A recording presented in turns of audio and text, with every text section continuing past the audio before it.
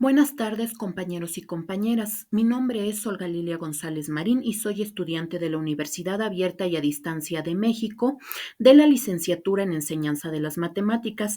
El día de hoy vengo a exponer un tema correspondiente a la asignatura México en el contexto mundial.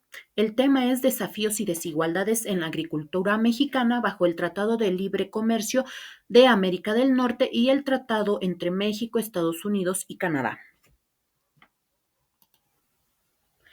En 1994 entró en vigor el Tratado de Libre Comercio de América del Norte, firmado entre México, Estados Unidos y Canadá.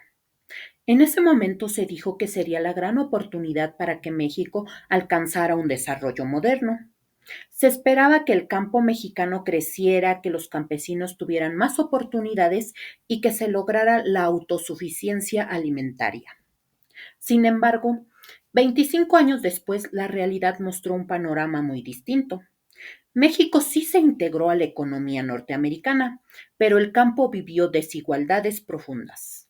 En el 2020, el Tratado de Libre Comercio de América del Norte fue sustituido por el Tratado entre México, Estados Unidos y Canadá. Aunque se presentó como una modernización, en la práctica mantuvo la misma lógica neoliberal: abrir los mercados, beneficiar a las grandes agroexportadoras y dejar al margen a los pequeños productores. Hoy voy a explicar cuáles son los principales desafíos y desigualdades que estos tratados han significado para la agricultura mexicana. En primer lugar, voy a desarrollar qué significó el Tratado de Libre Comercio de América del Norte para la agricultura mexicana. Durante el Tratado de Libre Comercio de América del Norte, el campo mexicano tuvo algunos logros, pero sobre todo retrocesos y desigualdades. En primer lugar, tuvo un crecimiento limitado. Esto quiere decir que el Producto Interno Bruto Agropecuario apenas creció entre el 1.6 y el 1.9% anual entre 1995 y 2019. Es decir, que mientras la economía del país avanzaba más rápido, el campo quedó rezagado.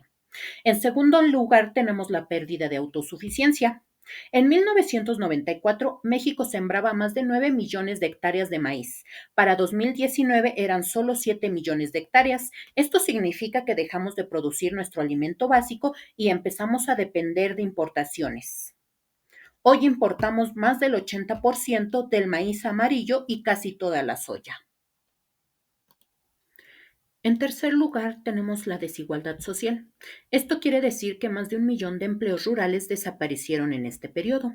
Miles de campesinos tuvieron que emigrar a Estados Unidos o buscar trabajos precarios en las ciudades. También surgió lo que se llama la nueva ruralidad, es decir, familias campesinas que ya no viven solo del campo, sino que combinan pequeños cultivos con empleos en construcción, servicios o migración. En cuarto lugar, tenemos la concentración del mercado. Unas 20 grandes corporaciones como Maseca, Bimbo, Nestlé, Monsanto, entre otras, se apoderaron del comercio de alimentos en México. Por ejemplo, solo 4 empresas controlan el 66% del maíz que comemos. Esto les da poder para fijar precios, mientras que los campesinos pierden hasta el 30% de valor en sus cosechas. En conclusión, podemos decir que el Tratado de Libre Comercio de América del Norte convirtió a México en un gran exportador de aguacate, berry, cerveza o jitomate, pero a costa de sacrificar a los productores de granos básicos y de profundizar la pobreza rural. Ahora hablaremos del Tratado entre México, Estados Unidos y Canadá y los nuevos retos. En 2020 se firmó el tratado entre México, Estados Unidos y Canadá. Muchos pensaron que corregiría los errores del Tratado de Libre Comercio de América del Norte, pero lo cierto es que más bien los continuó con algunos cambios. Tuvimos en primer lugar la continuidad del modelo exportador, es decir, el TEMEC sigue viendo al campo mexicano principalmente como una máquina exportadora. México mantiene el acceso libre de aranceles a los mercados de Estados Unidos y Canadá, lo cual beneficia sobre todo a grandes agroempresas que producen frutas, hortalizas y cerveza. Dos, se crearon nuevas reglas, las cuales hablan sobre disposiciones en biotecnología agrícola, lo que incluye transgénicos y nuevas técnicas de edición genética. Se introdujeron capítulos sobre medio ambiente, normas laborales y sanitarias. En teoría suena positivo, pero en la práctica puede convertirse en barreras comerciales. Si un producto mexicano no cumple todos los estándares, Estados Unidos puede bloquearlo. Los principales desafíos, en primer lugar, se encuentra que México aprobó la Ley de Protección de Maíz Nativo y prohibió el uso de glisofato, pero esto choca con el TEMEC, que protege el libre comercio de productos biotecnológicos. En segundo lugar, existe el riesgo de que Estados Unidos use las normas fitosanitarias como excusa para frenar productos mexicanos, como ya ha pasado con el tomate y el aguacate en otras ocasiones.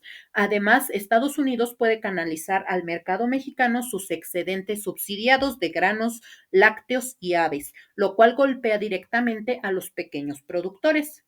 En resumen, podríamos decir que el tratado entre México, Estados Unidos y Canadá ofrece estabilidad a las exportaciones, pero no resuelve las desigualdades internas. Al contrario, favorece a los grandes agroexportadores y deja fuera a millones de campesinos.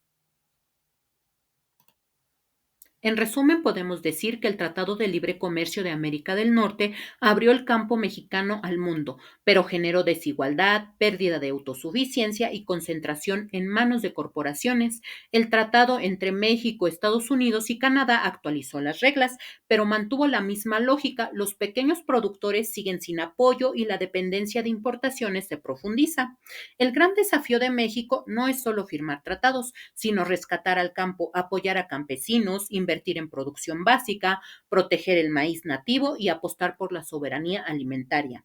Si no se toman estas medidas, el riesgo es que el campo mexicano quede cada vez más subordinado a intereses externos y que la brecha entre grandes agroexportadores y pequeños campesinos siga creciendo.